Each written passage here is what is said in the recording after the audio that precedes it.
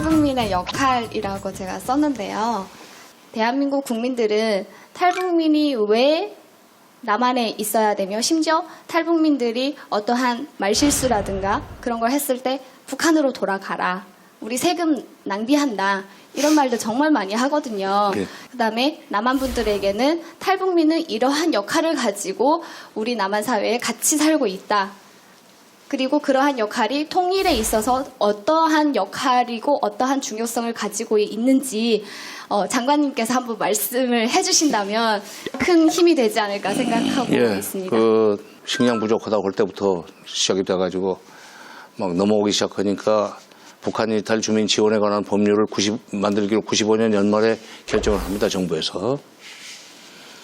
그리고 96년에 이제 입법을 하고 그다음에 또 북한 이탈 주민 정착 지원 시설이라고 해서 지금 하나원 만들기로 결정을 하고 예산 확보하고 건설 공사를 98년에 시작해가지고 99년에 이제 완공을 하는데 그때 이제 우리가 탈북민들을 우리 국민들이 받아들이는 것이 이게 올바른 거다라는 식의 인식을 심어주기 위해서 먼저는 통일이라고 성격 규정을 했어요. 그런데 그게 쉽게 맥혀 들어가질 않더라고. 말하자면 통일을 왜 해? 그래서 탈북이 그때 막 탈북민이 넘어오기 시작하고 할 때가 바로 소위 일종의 통일되는 것보다는 분단 상태로 사는 게 차라리 낫겠다는 그 여론이랄까 정서가 조성되기 시작되고 겹쳐요, 그것이. 그래서 귀찮은 문제가 되기 시작한 거야. 그러니까 세금 나간다는 얘기가 아니 저 사람들 오면은 결국은 세금으로 먹여 살려야 되는데 왜 오는 거야? 라는 이제 그 얘기도 막 나오고 그걸 어떤 식으로 소위 생각을 바꿔줘야 되는가 하는 고민도 하고 그랬었는데 한편 바로 앞에서 이런 얘기가 나온다지만 탈북자들 북한 이탈 주민 중에 그런 탈북민에 대한 국민적 정서가 나쁘게 형성되는데 상당히 기여하는 역할을 한 사람들도 없지 않아 있습니다. 응? 있어요. 여기서 오히려 빨리 정착을 하도록 그래서 탈북한 사람들도 문화의 질성이 높은 이쪽에 남쪽에 와서도 잘 살 수 있다는 것을 보여줘가지고 그 소문이 나서 북쪽에서 결국은 남쪽의 체제로 통일이 돼야 된다는 인식이 퍼지도록 하는 것이 훨씬 낫다. 그래서 성공한 탈북해서 남쪽에 이주해서 성공한 사람들이 많다. 그것을 저쪽 사람 북한에 남아있는 가족들한테 전달해 주는 게 그게 여기서 탈북민들이 해야 될 역할이라고 생각합니다. 지금 저희 아이가 초등학교 3학년 이번에 올라갔는데요. 3월달 2주차 정도 됐을 때 집에 와서 갑자기 이렇게 얘기를 했습니다. 엄마, 김정은이 누구야?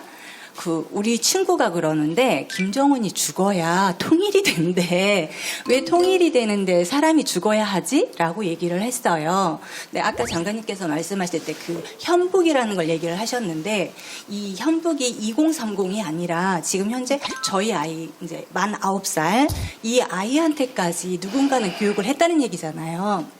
그러니까 친구는 이미 그 어딘가에서 그 얘기를 듣고 왔겠죠. 그래서 그렇다면은 저희가 2030이 아니라 지금 현재 장관님 같은 분들이 제시해 주셔야 되는 게 저희 같이 어린 아이. 이 아이들에게 과연 어떤 식으로 통일에 대한 아니면 북에 대한 내용을 이야기를 해야 될까? 제 후배들이지만은 2030의 현북보다도 지금 오늘 처음 듣는 얘기입니다, 지금. 지금 이렇게 김정은이 죽어야 통일이 될 수 있다는 식으로 교육을 학교 선생님들이 했는지 부모들이 했는지 그건 모르겠어요. 그 정도까지 됐는지는 저는 지금 몰랐기 때문에 답하기가 좀 어려운데 그렇지 그건 아니다. 통일이라는 것이 김정은이 하나 없어져 가지고 통일되는 건 아니다. 그거는 이제 이론적으로 복잡해질 수 있지만 통일이라는 것은 어떤 미운 사람을 쫓아내고 거기 북한 지역을 우리가 마음대로 하는 것이 아니라 남북 간에 남쪽에 있는 어린이들과 북쪽의 어린이들이 쉽게 친구가 될 수 있다는 생각을 가지도록 만들어야 통일이 되는 것이고 그렇게 되면은 결과적으로 나중에 김정은이 같은 사람도 지금은 나쁘지만 말하자면 반성하고 좋은 지도자가 돼가지고 통일에 협조할 수 있다고 얘기를 그런 식으로 설명해야 되지 않겠는가. 그러니까 이게 지금 초등학생들이 그런 식의 생각을 하고 있다는 데도 주목을 하고 그리고 초등학교 소위 그 통일교육부터 좀 제대로 해야 되겠다. 이제 어른이 된 사람 생각 고치는 것보다도 지금 이제 막 자리를 잡으려고 하는 애들부터 좀 제대로 해야 되는 거 아니냐. 그래서 이제 뭘까 충고라고 그럴까 공부를 좀 해야 되겠네요. 아, 그건 오늘 장관님 강연을 들으면서 저는 어떤 생각이 들었냐면 장관님은 30년, 40년 동안 통일만 바라보고 사셨는데 그러니까 저희 같은 사람들, 학생들은 집에서 공부하고 직장에 가서 일하고 그러느라고 통일을 생각하지 않고 살았구나라는 생각이 들었어요. 예. 그러니까 저는 초등학교 때 공산당에 여기는 뿔이 있고 그렇게 배우고 살았는데 아까 저쪽에서 얘기가 나왔잖아요.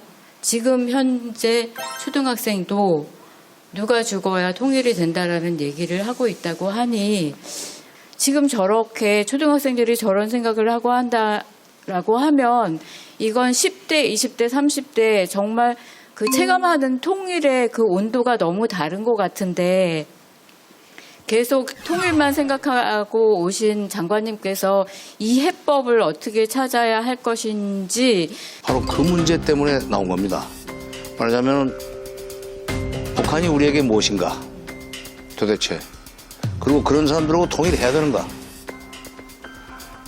왜 해야 되는가 간단히 말해서 또 그러려면 어떻게 해야 되는가 이런 것을 좀 연결해가지고 하나의 이 덩어리로 정리를 하면은 가령 김정은이 죽어야 통일이 된다 하는 얘기 같은 것은 좀 사라지지 않겠는가.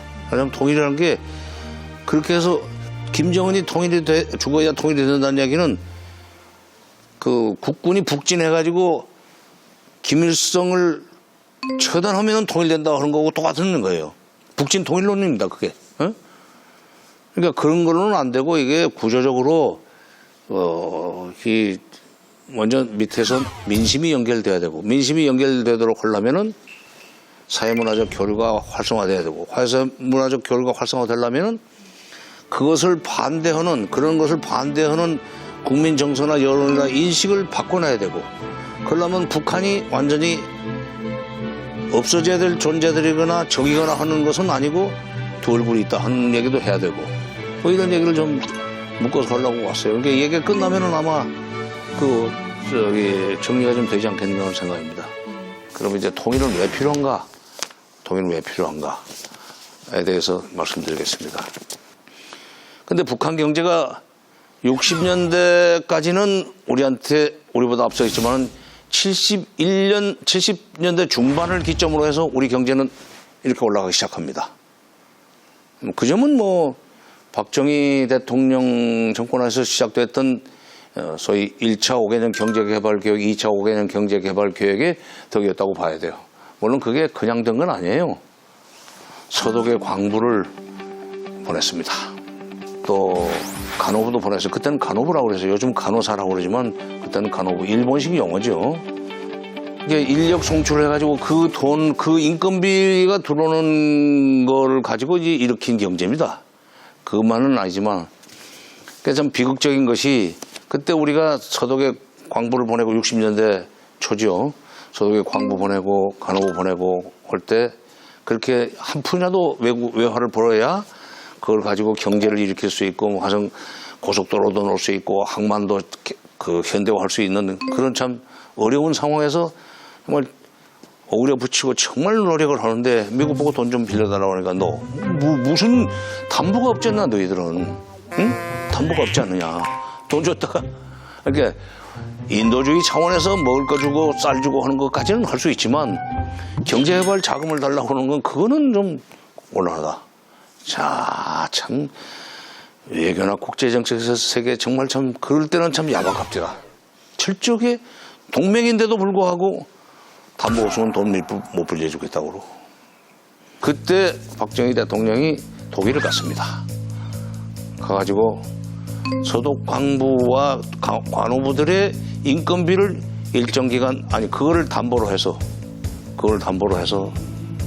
만약 돈을 안 갚으면 그 돈을 당신네가 가져가도 좋다 하는 그걸 담보로 해서 돈을 꿨어요. 서독이 돈 권입니다.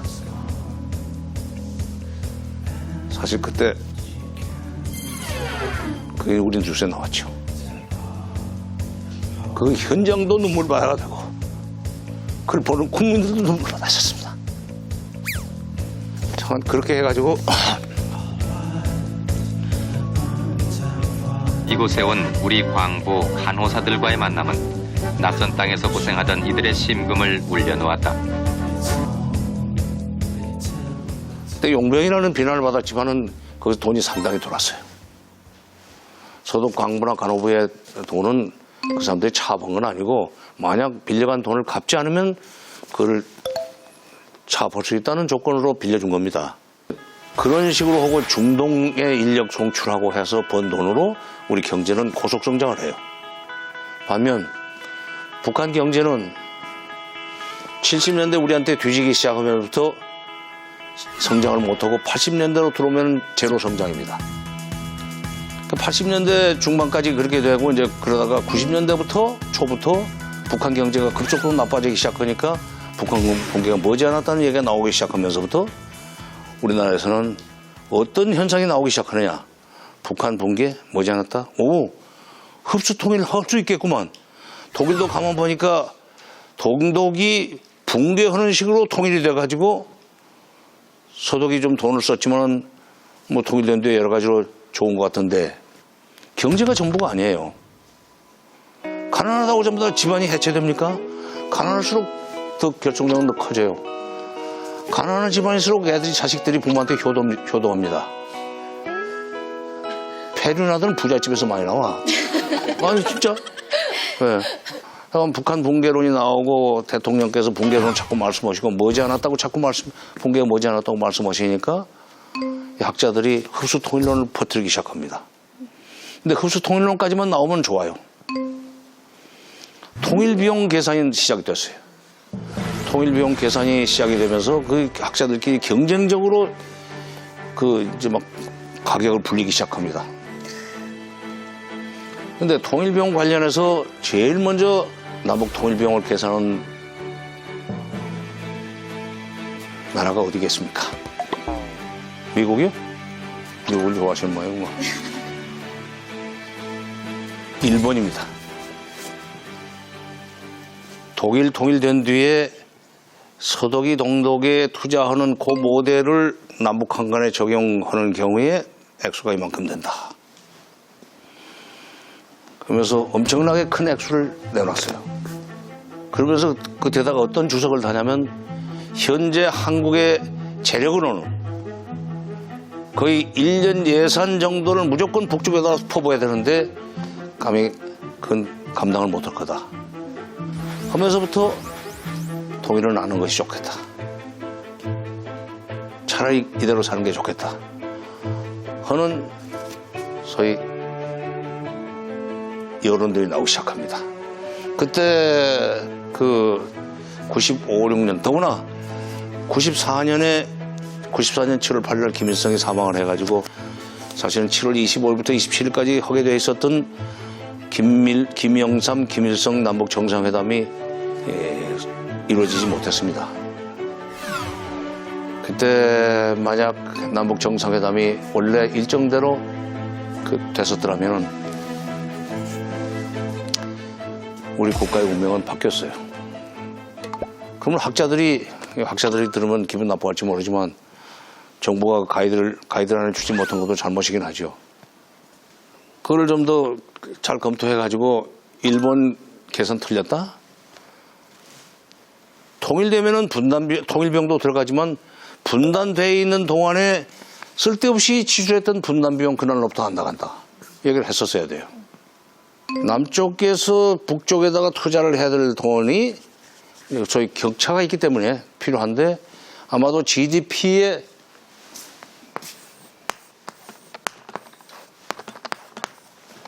GDP의 6 내지 6.9%는 투자를 해야 될 것 같아. 그 다음에 분담 비용 GDP의 4 내지 4.4%를 지금 지출하고 있다. 통일되는 날 저도 나기 시작한다. 그러면 순통일비용은 얼마인가? 2 내지 2.6%다. 이것만 있으면 된다. 그러면 이제 지금 1조 5천억 달러이기 때문에 계산하기 복잡하니까 1조 5천억 달러 합시다. 1조 5천억 달러의 2%면 300억 달러입니다. 응?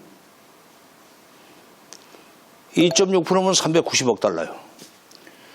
쉽게 얘기해서 작년 국방비보다도 적은 돈으로 북한 경제를 활성화시키는 마중물로 쓸 수 있다. 이거 한 15년 그렇게 하면 북한 경제는 살아나가지고 연간 11.25%의 경제 성장이 시작된다. 순통일비용을 써가지고 이렇게 낼 수 있으면 그 비용까지도 빼도 최소한 9% 이상 경제 성장을 한다는 얘기가 됩니다. 그래서 통일은 대박이다라고 하는 거예요.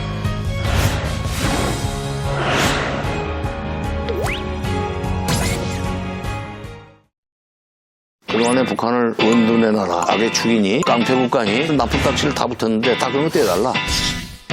통일 좋아. 통일은 좋은데 내 생애 싫어. 통일이 부담이 된다. 돈이 많이 들어간다. 그만큼 내가 세금 부담이 늘어난다는 얘기인데